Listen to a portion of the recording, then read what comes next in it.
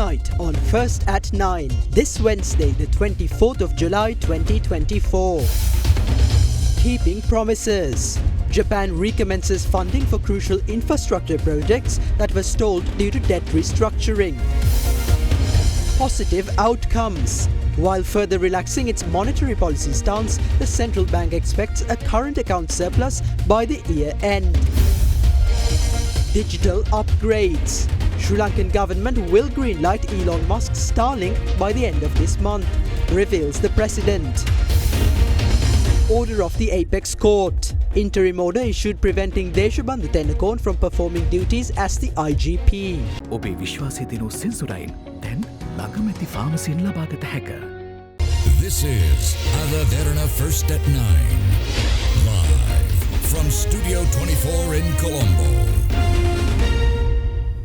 Good evening and welcome to tonight's edition of Derana First at 9. I'm Tarindu Mahendra, joining you with the latest in Sri Lanka and from around the world.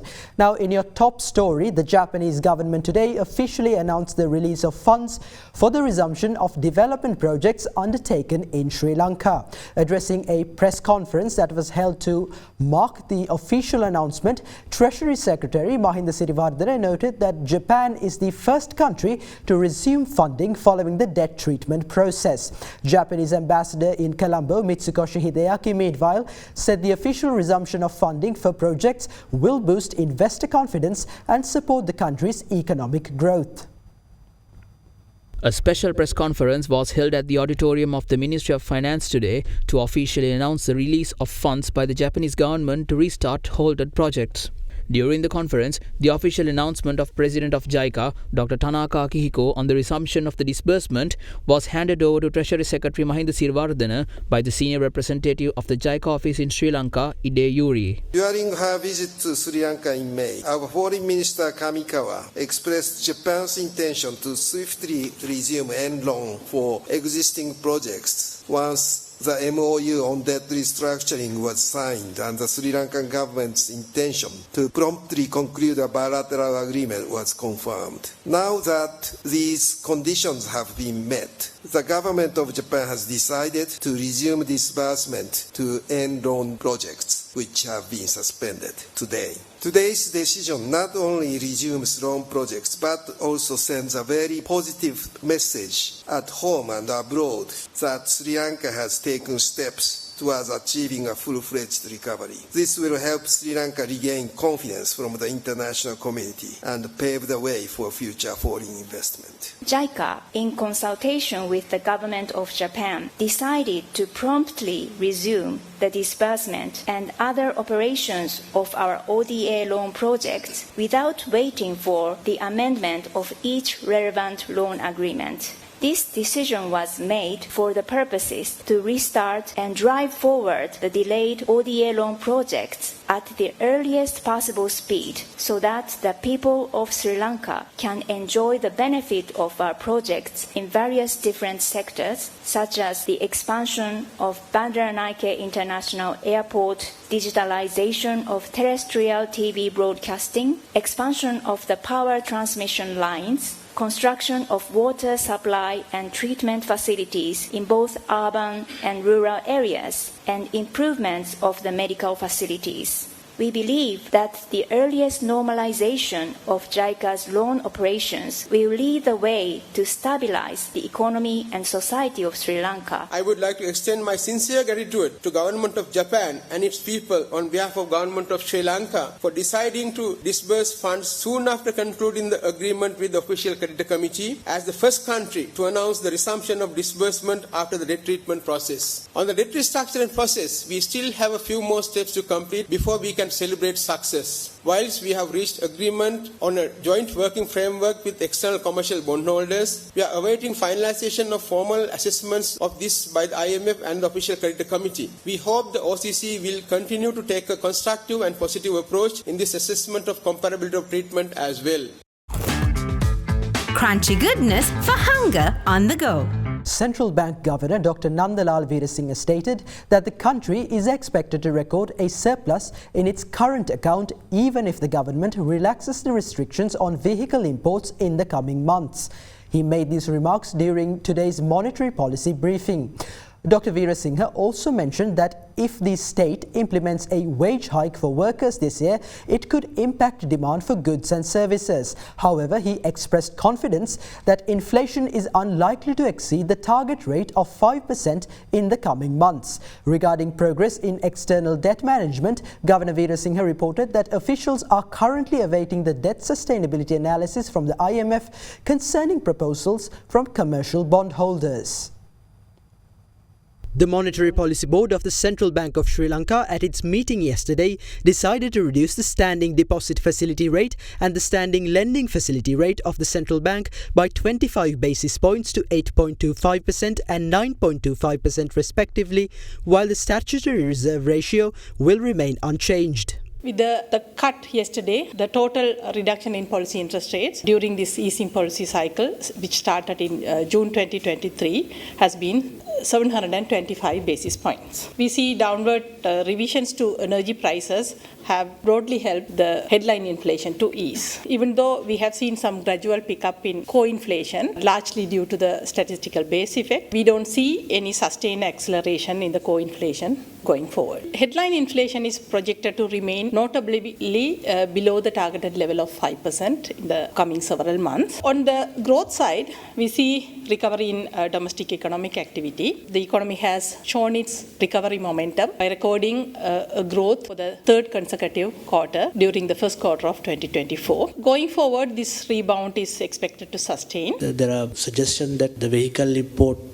ban should be relaxed. What kind of impact it would have on the exchange rate? When this year, as government, I think understanding what they have indicated is to relax some of the commercial vehicles the first. So with that, we have already factored in what could be the impact. Still, this year, in our predictions, current account will be a surplus. Like the last year, maybe smaller surplus, but still there will be a surplus. The statement issued this morning says there are upside risks to inflation projections stemming from factors such as possible realization of demand for higher wages. Is CBSL anticipating any fresh demands from the state sector for increased salaries in the coming months? If there is a wage increase, there will have an impact on the inflation expectations and some demand factor. But in our assessment, when we see upside to the inflation, as I mentioned earlier, what we see right now, short-term indicator-based inflation is running less than 1% going forward. So even if that's increased, some risk of increased wages, I don't think there's a risk of at least going into the reaching the target of 5%.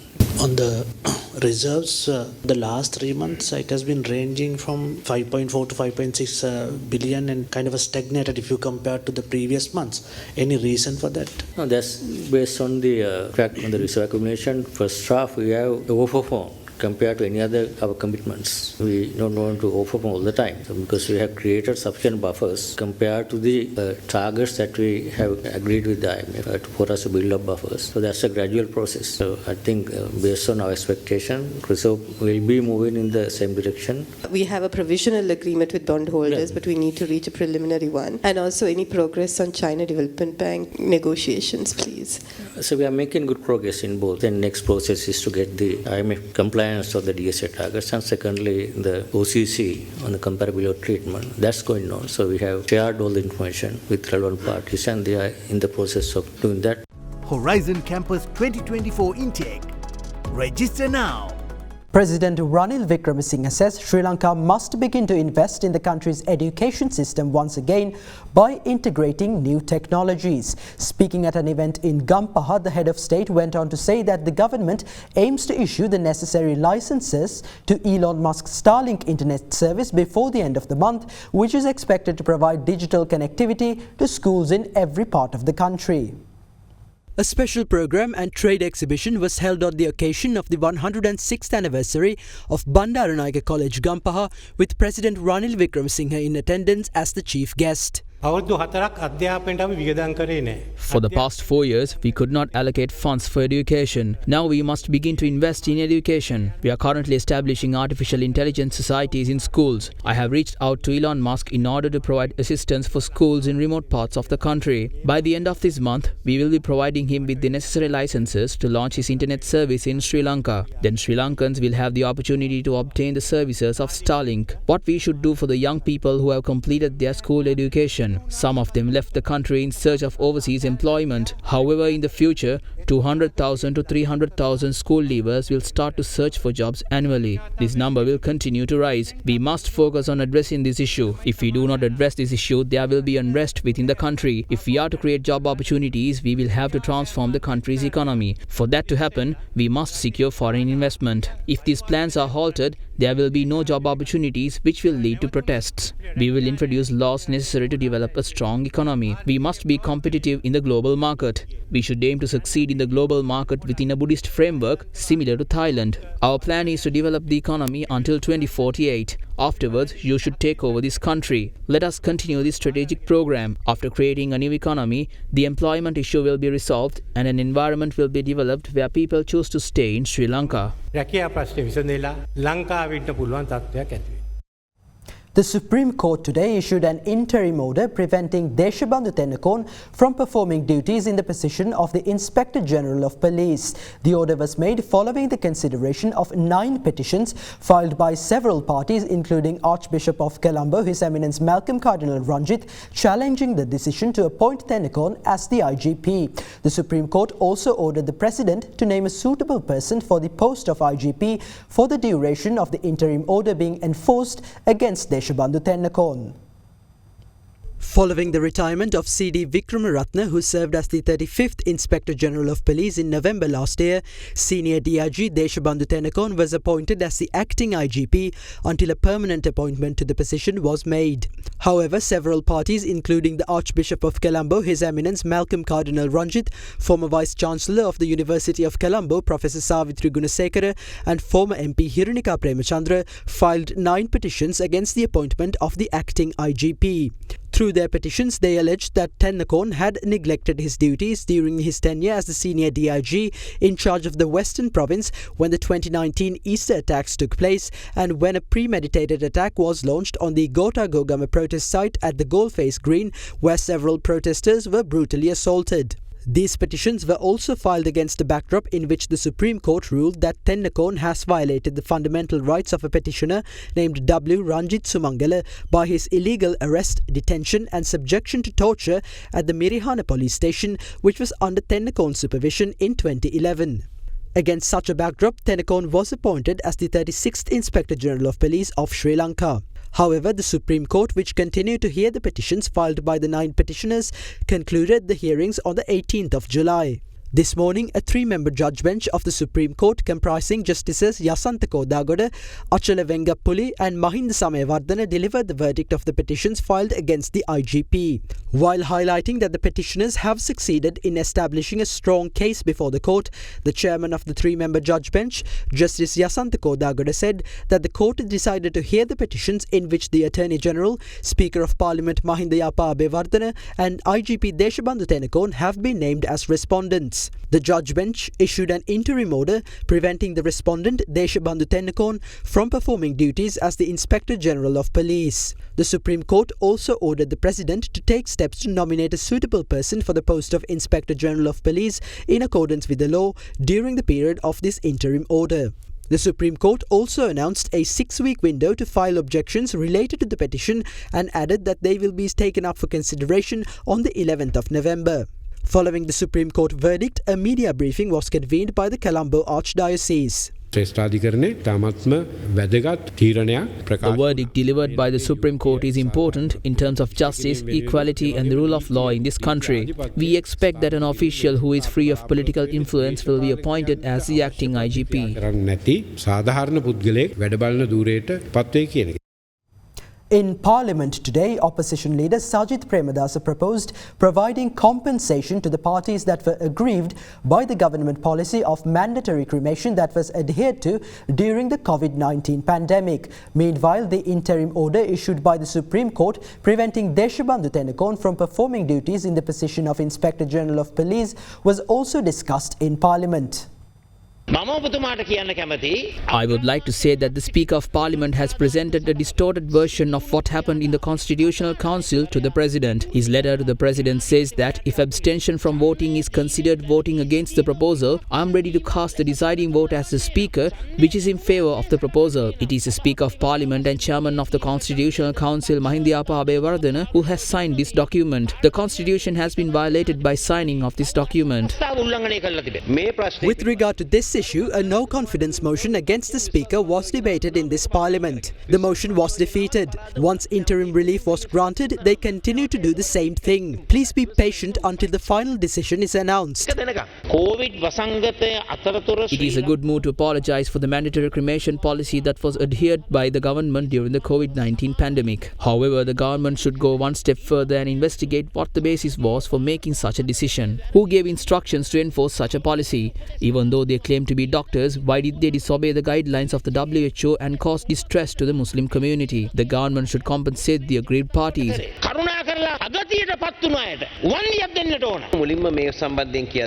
Earlier it was said that the decision was made by the cabinet. Some of the members who represent the opposition now were members of that cabinet. You can ask them during a party meeting why they supported the mandatory cremation policy. I will put forward your proposal during the next cabinet meeting. We will take steps to discuss why such a policy was adhered to and what steps will be taken to address the concerns of the aggrieved parties. We will compile a report following discussions with the ministries responsible, including the Ministry of Health, and present it to Parliament.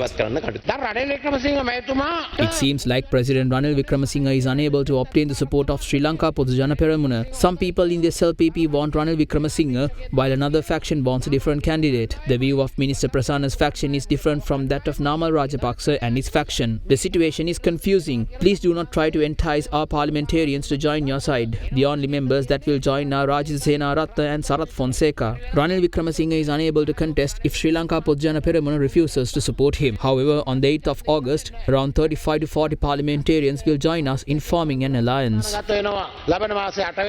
dishwasher Dali Hell Indul Pahasuwen Sede. Star dishwasher magic top එක.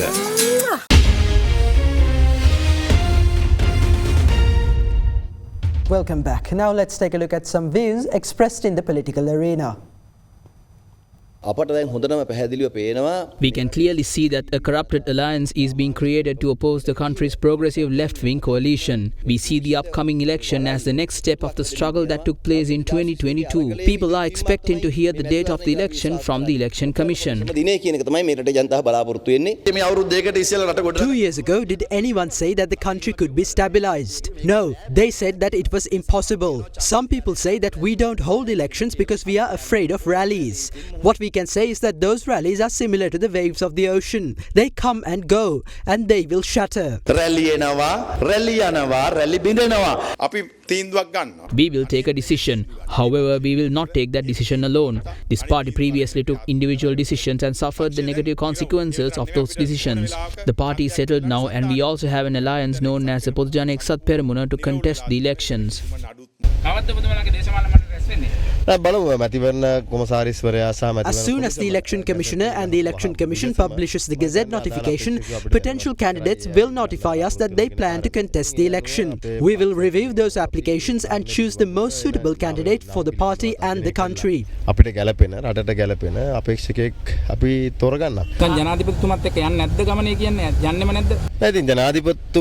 There are certain political parties who have taken a firm stance with regard to the decision whether to support the president or not.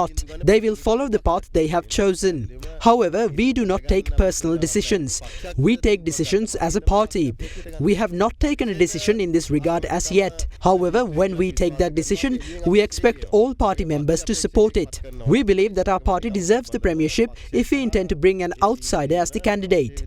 If we decide to bring a party member as the candidate, the party and its Politburo will make the decision regarding the premiership. These decisions should not be taken by individuals. Leader of the Maubima Janata Party, Dilith Jayavira, says that the Sarva Jana Balaya Alliance plans to present a program that will ensure a minimum income of 100,000 rupees for every Sri Lankan household. The MJP leader made this statement while joining the Sarva Jana Sanwade public consultation in Kurunagala. Another iteration of the Sarvajana Sanvadaya, the public consultation on the strategic plan of the Sarvajana Balaya Alliance, was held in Galtanwawa Polpitigama yesterday under the patronage of Maubima Janata Party leader Dilith Jayavira.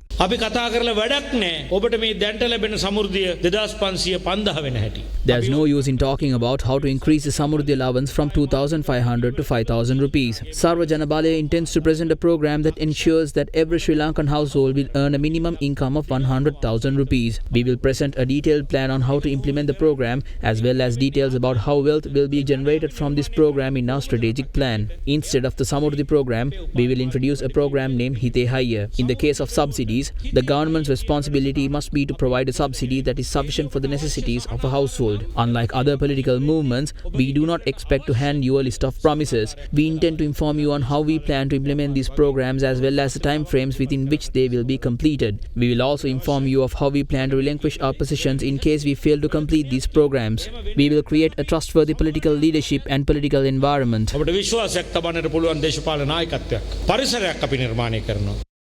The Ministry of Labour implemented measures to issue a Gazette notification, cancelling the Gazette notification which was issued previously, increasing the daily wage of plantation workers to 1,700 rupees. However, the Labour Ministry announced that the increased daily wage will be paid to estate workers through the Wages Board.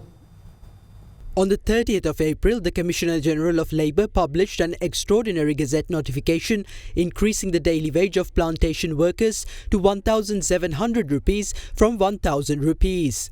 President Ranil Wickremesinghe also made an announcement in this regard while attending the May Day rally of the Ceylon Workers' Congress held in Kottagala. However, Sri Lanka State Plantations Corporation and the Planters Association of Ceylon continue to express their opposition towards the wage increase, while only Alkadua Plantations in Matale increased the wages of its workers. Against this backdrop, 21 plantation companies, including Agarapatana Plantations Limited, filed a writ petition before the Court of Appeal, claiming that the relevant Gazette notification is against the law. The petitioners requested the court issue an order to invalidate the Gazette notification. The Court of Appeal considered the relevant petition and issued notices to the respondents, allowing it to be heard in court. However, the court did not issue a prohibitory order preventing the implementation of the Gazette notification issued by the Labour Minister. As such, the plantation companies filed a petition before the Supreme Court requesting that an order be issued to prevent the implementation of the Gazette notification. After the relevant petition was called before a 3-judge bench of the Supreme Court, an interim order was issued preventing the implementation of the relevant Gazette notification. Against this backdrop, the Ministry of Labour published another Gazette notification cancelling the Gazette notification that was previously issued regarding the increase in the daily wage of plantation workers. Meanwhile, the Ministry of Labour announced that the Wages Board was instructed to pay the 1,700 rupee daily wage increase for plantation workers. Gazette notification has been issued. My concern is regarding the government's stance on the daily wage issue of the estate community. The living conditions of these people who contribute towards the foreign currency inflow have deteriorated. Against such a backdrop, the government has issued a Gazette notification cancelling the increase of the daily wage of the estate workers. What is the government's stance on this issue? The government's view is that the daily wage of estate workers should be increased. That is why the government continuously intervened in this matter. However, I cannot comment further in this regard as there is an ongoing lawsuit concerning this issue.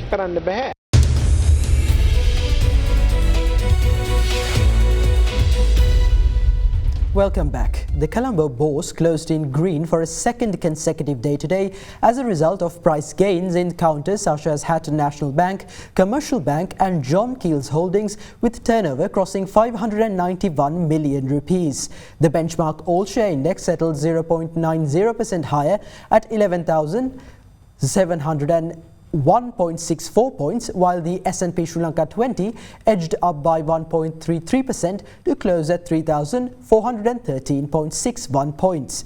Mixed interest was observed in Access Engineering, Commercial Credit and Finance Rights and Hatton National Bank non-voting, whilst retail interest was noted in Brown's Investments, LOLC Finance and Soft Logic Holdings. Trading volume on the index meanwhile fell to 20 million shares from the 55 million shares during the previous session. The banking sector was the top contributor to the market turnover, while the capital goods sector came in second. Foreign participation in market activity remained at subdued levels, with foreigners closing as net sellers.